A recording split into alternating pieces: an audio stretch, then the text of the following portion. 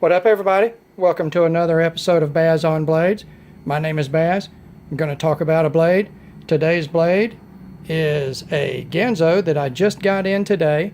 It is the Firebird, Ganzo Firebird F729 carbon fiber. I've been really waiting on this. As everybody on the inside of the knife world knows, this is basically Ganzo's copy of the Spyderco Paramilitary 2. With the addition of Ganzo's G-Lock, which is a modified copy of Benchmade's Axis Lock, which is a spring-loaded cross-bolt lock using Omega springs. Now, got this in today, did the initial impression on it, a couple of hours with it, and there's a big problem. I'm going to cover that first because I'm going to send a video, a link to this video to GearBest where I bought it, see how they respond, see if they want to replace it or not, since I'm doing videos on these products. Now, I don't have a lot of subscribers, so I would not imagine there's going to be heavy-duty pressure on them to appease me, but we'll see what they do. I've actually heard very good things about this type of situation with them. So, what we've got is, and I'm going to try to show this, it's very hard to show. Look down along the edge of this knife and you are going to see 3 big humps along the edge in the grind. I've got to get the reflection just right, guys, to show this. Dadgummit. There we go. Alright, you see that in the reflection? That is 1, 2, 3 big gouges in the bottom quarter inch of that grind towards the edge here. And those gouges are so bad I can feel them with my fingers. And they just run straight up the blade like this. Alright, that is going to play havoc on, look at that. I mean, it's easy to see, guys. It's 3 big ass gouges. It's going to play havoc with resharpening this blade.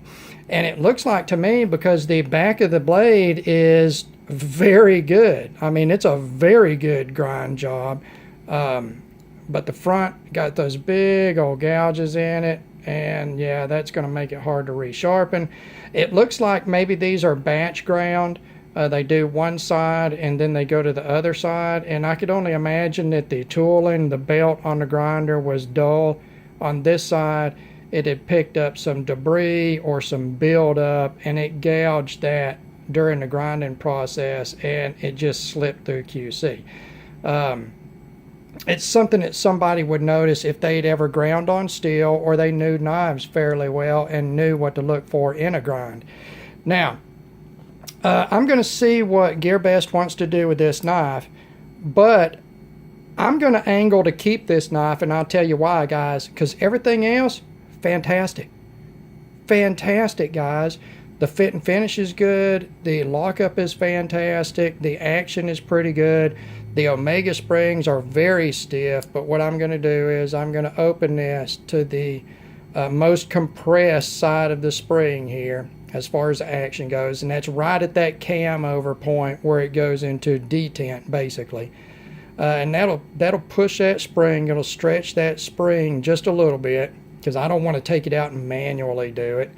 That'll soften it up just a little bit, guys. I'll let it sit like that for a few hours. But other than that, it's great. And I'm going to show you in fit and finish here what I'm talking about on these Ganzos. We're going to go around the edge. I want you to look at the machining, the way that the edge and the scale, the edge of the scale and the liner meet. Look across right up here, across the edge there, and see how flush they are. I'm going to go around back to this side, guys. Let's try to keep this in focus. We need focus to look at this. And this is pretty good, guys. And I'm going to tell you right now, Debbie, that works on the street corner, she'd charge you $25 for around the world like this, and I'm giving it to you for free. That's how much I care, guys. That's how we're going to do it on this channel right here, around the world here for free. Remember that the next time you talk to Debbie. Anyway, you know what? Everything about it is pretty good, guys. I mean, look at the centering on it. It's pretty. It's not quite perfect.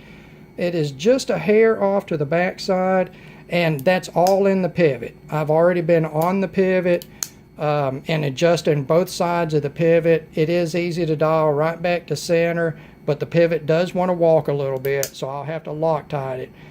But pretty much adjusting both sides of the pivot, all it does is modify just a little bit. It stays pretty much perfectly centered, and you can go off a hair to either way. You can loosen it up enough, the pivot, where you can actually push the pivot from side to side, and the blade is still almost perfectly centered under that little of pressure on that pivot.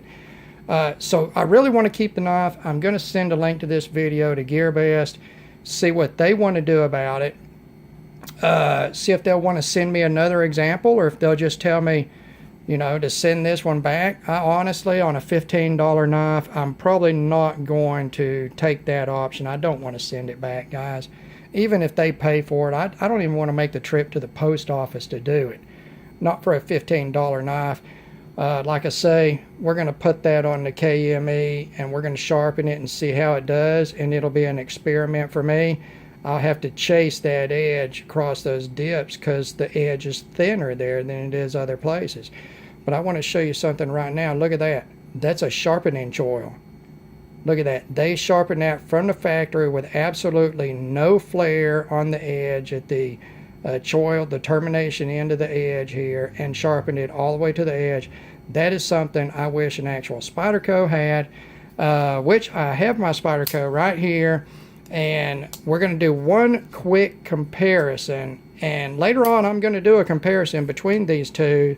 And I tell you what, guys, it's going to be utterly ridiculous because no, they are not equal to each other.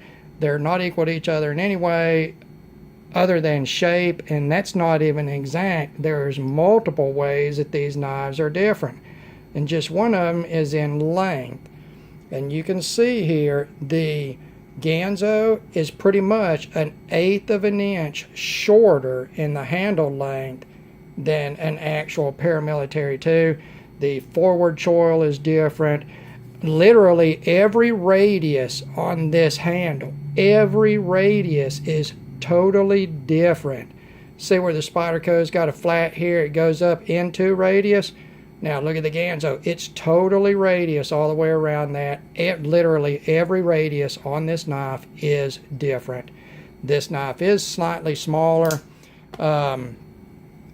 Not, you know, it's still a copy of the paramilitary 2. I'm not saying it's not, but it is not, and set it down on paper, trace it out, and reproduce it type of copy. It is literally every radius on the handle is different, even though the overall shape is paramilitary 2.